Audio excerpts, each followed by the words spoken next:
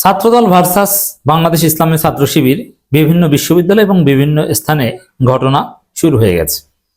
দর্শক, তবে ইন্টারেস্টিং, ছাত্রদল যতই সন্ত্রাস করুক না কেন, ছাত্রদল যতই অন্যায় করুক না কেন, বেশি শক্তি দেখানোর চেষ্টা করুক না কেন, রাষ্ট্র ক্ষমতার হ্যাডম দেখানোর চেষ্টা করুক না কেন, শিবিরের সাথে এইসব ফাজলামি চলবে না। শিবির ছাত্রদলকে 1 ইঞ্চি ছাড় দিচ্ছে না, দিবে না।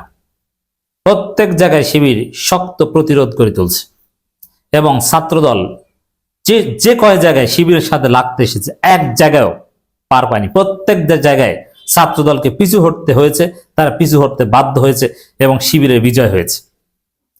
দর্শক, এখন আলোচনা করছি জগন্নাথ বিশ্ববিদ্যালয়ের সাংবাদিক সমিতি দখল করতে গেছে জাতীয়তাবাদী ছাত্রী দল। এরা ছাত্রদল না, এরা ছাত্রী দল।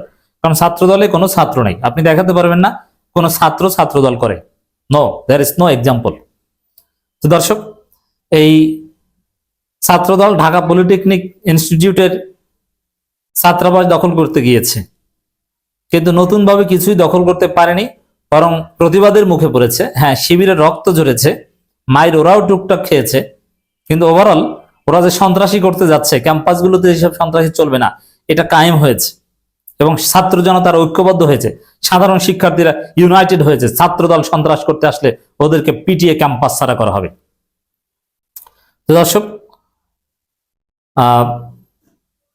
এছাড়া আরো বিভিন্ন জায়গায় তিতুমির কলেজে মাঝে মাঝে একটু ডিস্টার্ব করতে যায়, কিন্তু পারে না।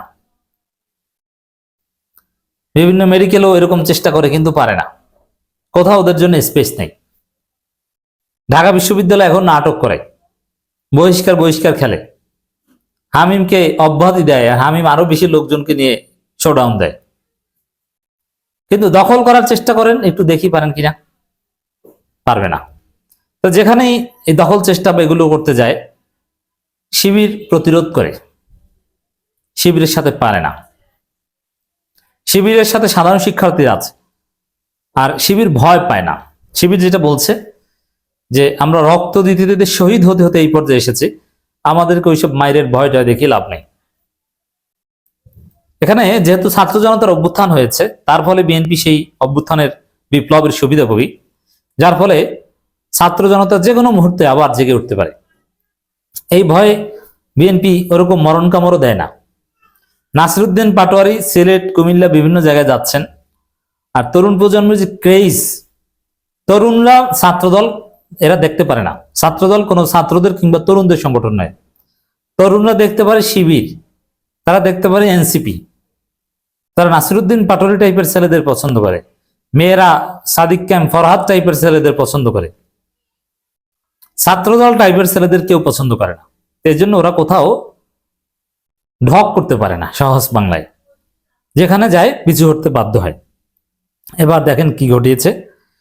জগন্নাথ বিশ্ববিদ্যালয় সাংবাদিক সমিতিতে ছাত্রদলের হামলা ও দখল চেষ্টা, 10 সাংবাদিক আহত। ছাত্রদলের সন্ত্রাসী পদধারী গুরুত্বপূর্ণ নেতা সরাসরি প্রক্টরের গায়ে হাত দিয়েছে। ওরা অসভ্য, বর্বর, অশিক্ষিত। ওদের পড়াশোনা হয় না, এজন্য ওরা শিক্ষকের গায়ে হাত দেয়, প্রক্টরকে ধাক্কা দেয়, দখল করতে যায়, কিন্তু পারে না। নাটক করে, নাটক ধরা পড়ে। একজন নাকি অসুস্থ হয়েছে, তাকে দেখতে গেছে, সুস্থ সবল আর একজন হঠাৎ শুয়ে পড়ে ছবি তুলছে, যে এই যে আহত।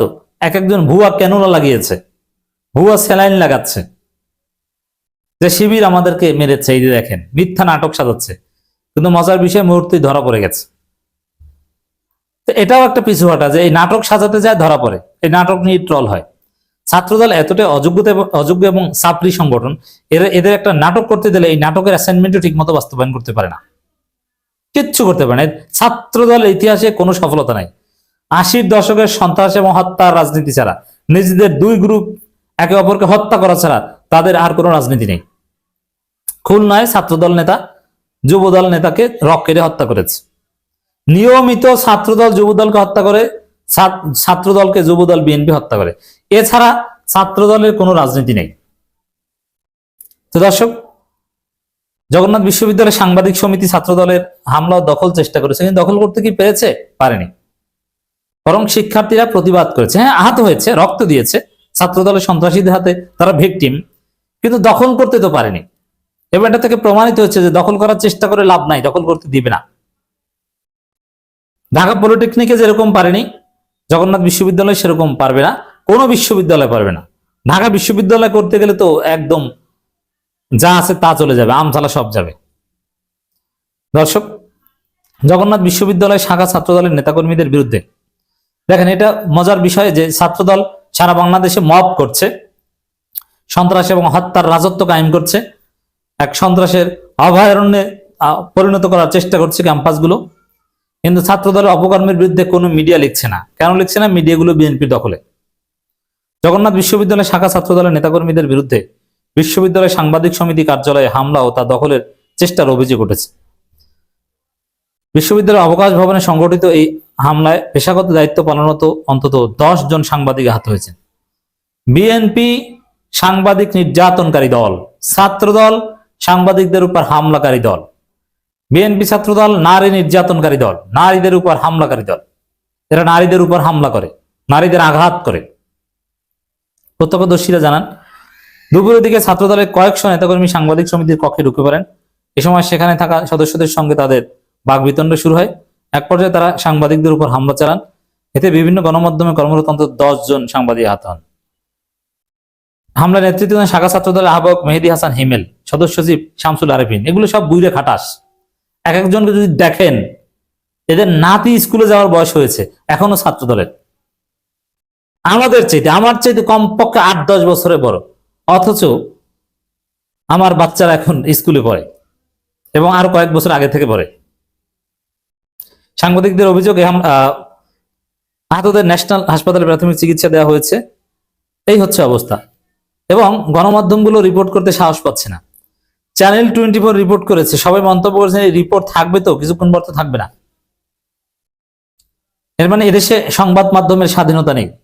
এই যে সংবাদ মাধ্যমের উপর হামলা আসলে তখন বুঝবেন যে এটা ফেসিবাদের পদধ্বনি।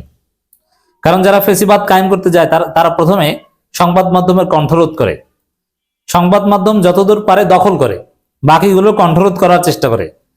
তো বাংলাদেশের 98% মিডিয়া বিএনপির দখলে, বাকি 2% এর কণ্ঠরোধ করার চেষ্টা করে। বিএনপির চাঁদাবাজির বিরুদ্ধে রিপোর্ট করলে সাংবাদিকের চাকরি থাকে না। এবং বিভিন্ন জায়গায় আমরা দেখি যে রিপোর্ট হয় বিএনপির অন্যায়ের বিরুদ্ধে, এই রিপোর্ট থাকে না, ডিলিট। এর মানে সরকারের সর্বোচ্চ পর্যায় থেকে চাপ দিয়ে ডিলিট করানো হয়। আর সারাক্ষণ এনসিপি নেতাদের বিরুদ্ধে বিভিন্ন কুৎসা রটনা হয়, জামাত শিবিরের বিরুদ্ধে কুৎসা রটনা হয়। তো দর্শক,